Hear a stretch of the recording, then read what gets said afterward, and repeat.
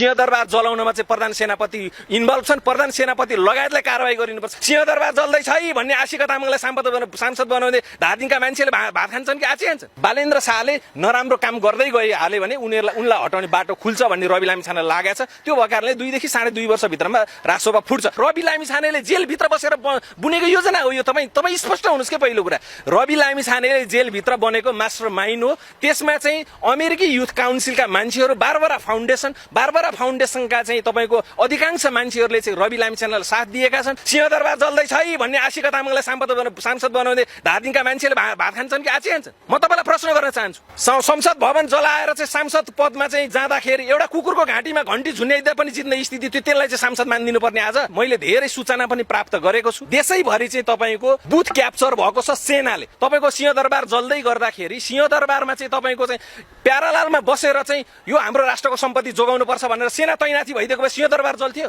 राष्ट्रिय सम्पत्तिहरू जल्थे, वडा कार्यालयहरू जल्थे। तर यो एउटा यस्तो मास्टर प्लान छ जुन नेपाली सेनाले पनि साथ दिएको छ। नेपाली सेनामाथि पनि कारबाही हुनुपर्छ। नेपाली सेना पनि तपाईँको निस्वार्थ ढङ्गबाट विभेद रहित होइन, सबैमाथि कारबाही हुनुपर्छ। यो देश जलाउने खरानेहरूलाई नलखेटेसम्म हामी वाइसेल नेपाल एउटा कुरा के जलाउने हो, रासोपा भनेको विशुद्ध देश जलाएर आएको पार्टी हो। तपाईँ हेर्नुहुन्छ त देशैभरि चाहिँ तपाईँको देश जलाएकै मान्छेहरूले जितेका छन् त। कुकुरको घाँटीमा घन्टी झुन्याइदा पनि त्यहाँकै सबैभन्दा चाहिँ लज्जास्पद इलेक्सन हो यो अहिले भएको नि इलेक्सन। अनि हामीले मानिदिनु पर्ने त्यो भएको कारणले गर्दाखेरि सबभन्दा लज्जास्पद इलेक्सन हो यो। लज्जास्पद इलेक्सनमा चाहिँ नेपाली सेनाले चाहिँ 2टा बक्स सुन गौरवको कुरै भएन नि। तपाईँ सोच्नु न, सिंहदरबार जल्दै गर्दाखेरि सेनाले चाहिँ प्यारालालमा बसेर चाहिँ नेपाली सेनासँग अत्याधुनिक हात हतियार छन्। जब उसले चाहिँ यो देशद्रोह हुन लाग्यो भने राज्यको सम्पत्ति दोहन हुन लाग्यो भने जोगाउने अधिकार छ, गोली हान्ने अधिकार पनि छ भनेपछि उसले हवाई फायरिङ गरेको भए सायद आज सिंहदरबार जल्दैन थियो। सिंहदरबार जलाउनमा चाहिँ प्रधान सेनापति इन्भल्भ छन्, प्रधान सेनापति लगायतलाई कारबाही गरिनुपर्छ। सेनाले त के भन्नु भने देश र जनतालाई रक्षा गर्नको निमित्त हामीले यो आक्रमण हामीले नगरेको हो भन्नुको यस्तो कुरै होइन। सेना इन्भल्भ छ।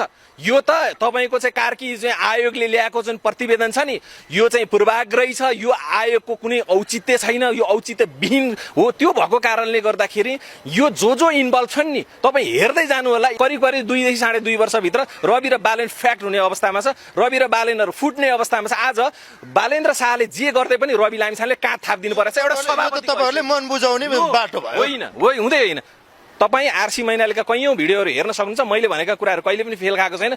बढीमा बढी 2.5 वर्षभित्रमा रासोपा फुट्छ। बालेन्द्र चाहिँ तपाईँको रवि लामिछानेको छुट्टै फ्याक्ट बन्दैछ। किनभने बालेन्द्र शाहले गरेका गल्ती कमजोरीको शिकार आज रवि लामिछाने भइरहेका छन्। र अर्को कुरा के हो भने, इन्ट्रेस्टिङ कुरा के हो भने अब उनी प्रधानमन्त्री बन्ने बाटो खुल्नेवालै छैन। त्यसले गर्दा बालेन्द्र शाहलाई अपदस्थ नगरिकन, बालेन्द्र शाहलाई नहटाइकन उनी प्रधानमन्त्री बन्ने बाटो खुल्दैन। त्यो भएको कारणले गर्दा भित्रभित्र उहाँहरूको तयारी चाहिँ के छ भने कसरी हुन्छ बालेन्द्र शाहले नराम्रो काम गर्दै गइहाल्यो भने उनलाई हटाउने बाटो खुल्छ भन्ने रवि लामिछानेलाई लागेको छ। त्यो भएको कारणले 2 देखि 2.5 वर्षभित्रमा रासोपा फुट्छ।